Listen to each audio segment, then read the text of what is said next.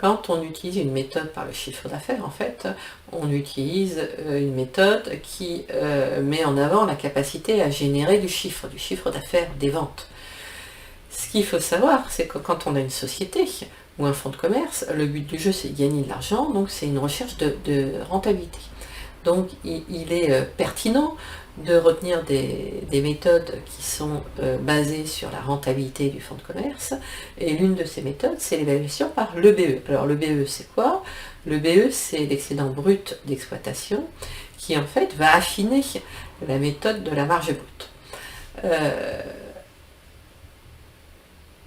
Donc une petite définition de l'EBE. Donc l'EBE, en fait, c'est un indicateur qui est issu des soldes intermédiaires de gestion.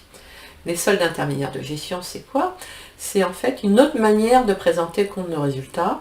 On a une présentation du compte de résultat, on part du chiffre d'affaires pour arriver à un résultat, sauf que l'on passe par une marge brute, par un excédent brut d'exploitation, et pour arriver au résultat. Donc en fait, on décompose ou on présente autrement le compte de résultat par le biais des soldes intermédiaires de gestion, ce qui nous permet en fait d'avoir le BE. Alors le BE, en fait, c'est un résultat qui ne tient compte que des produits et des charges encaissables et décaissables. En fait, il correspond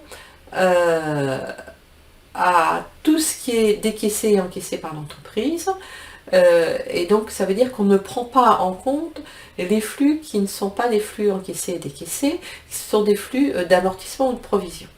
Alors, comment on le calcule, cette EBE? On a deux méthodes de calcul. La première, on va la calculer à partir de la valeur ajoutée.